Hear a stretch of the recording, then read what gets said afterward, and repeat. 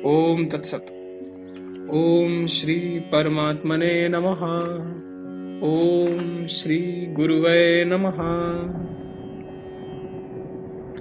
कर्तव्य बुद्धि से अनासक्त एवं सम रहकर कर्म करने की प्रेरणा, सकाम कर्मी की दुर्गति और आत्मज्ञानी की श्रेष्ठता का प्रतिपादन तथा राजा जनक के द्वारा सिद्ध गीता का श्रवण।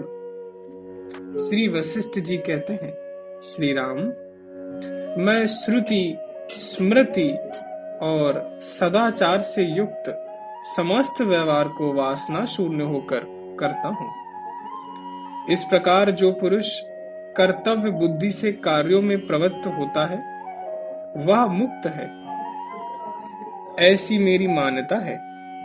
मानव शरीर का आश्रय लेकर भी कोई मूढ़ पुरुष सकाम भाव से कर्मों में रत है, इसलिए वे स्वर्ग से नरक में और नरक से पुनः स्वर्ग में आते जाते रहते हैं।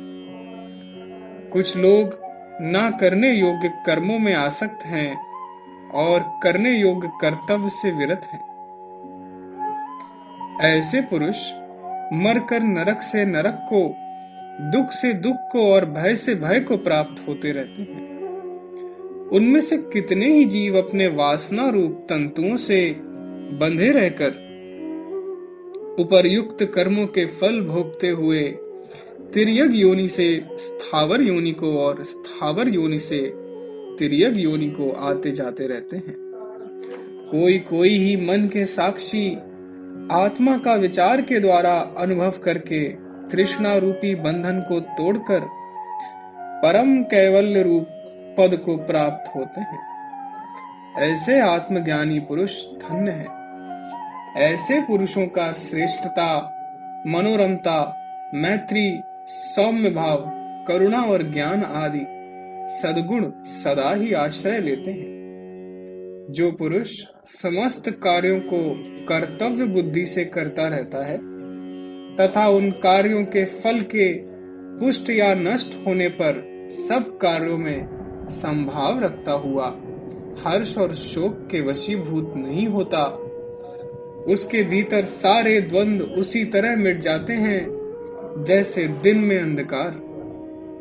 श्री राम, विदेह देश में जनक नाम से प्रसिद्ध एक पराक्रमी राजा राज्य करते थे, जिनकी सारी आपत्तियां नष्ट हो चुकी थी और संपत्तियां दिनों दिन बढ़ रही थीं। उनका हृदय बड़ा उदार था। वे याचक समूहों के लिए कल्प वृक्ष थे। उनकी सारी इच्छाएं पूर्ण करते थे। मित्र रूपी कमलों को विकसित करने के लिए सूर्यदेव के समान थे। बंधु बांधव रूपी फूलों के विकास के लिए ऋतुराज वसंत के तुल्य थे। ब्राह्मण रूपी कुमुदों के लिए शीत रश्मि चंद्रमा थे और भगवान विष्णु के समान प्रजा वर्ग के पालन में तत्पर रहने वाले थे।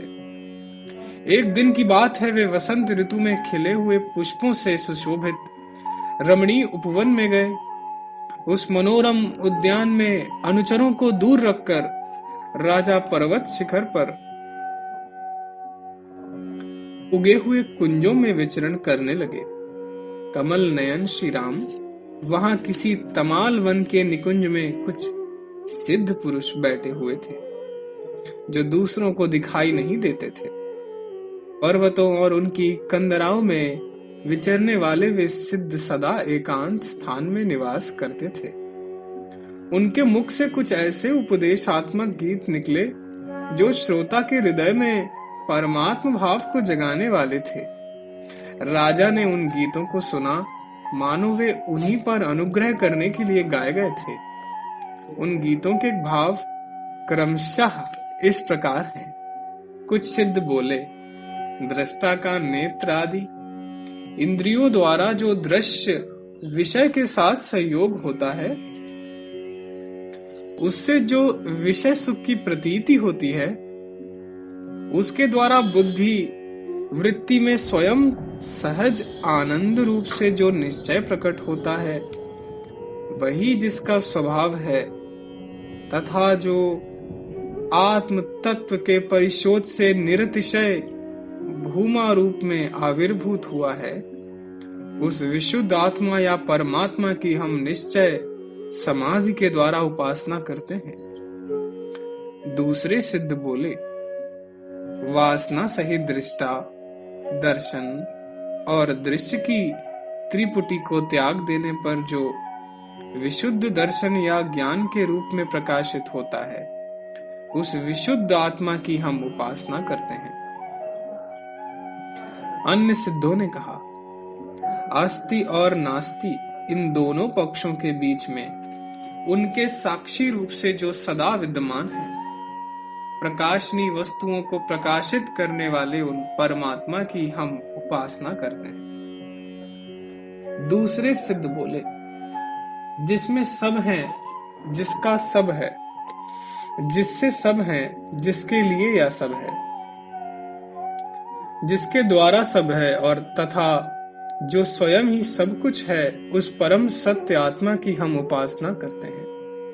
अन्य सिद्धों ने कहा, जो आकार से लेकर हकार तक समस्त वर्णों के रूप में स्थित हो, निरंतर उच्चारित हो रहा है, अपने आत्म रूप उस परमात्मा की हम उपासना करते हैं। दूसरे सिद्ध बोले, जो हृदय गुफा में विराजमान दीप्तिमान परमेश्वर को छोड़कर दूसरे का आश्रय लेते हैं, वे हाथ में आए हुए कौस्तुभ मणि को त्याग कर दूसरे तुच्छ रत्नों की इच्छा करते हैं।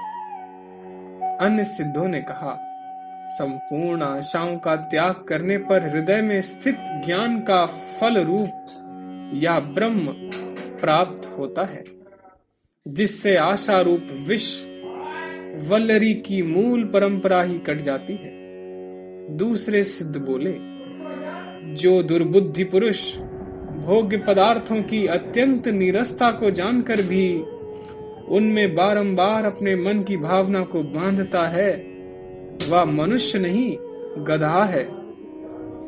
अन्य सिद्धों ने कहा, जैसे इंद्र ने वज्र के द्वारा पर्वतों को मारा था, उसी प्रकार बारंबार उठने और गिरने वाले इन इंद्रिय रूपी सर्पों पर विवेक रूपी डंडे से प्रहार करना चाहिए।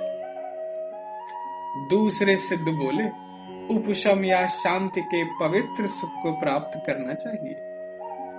जो उत्तम शम मनोनिग्रह से संपन्न है, उस पुरुष का विशुद्ध चित्त ही शांति को प्राप्त होता है। जिसका चित्त शांत हो गया है, उसी को अपने परमानंदमय स्वरूप में दीर्घ काल के लिए उत्तम स्थिति प्राप्त होती है।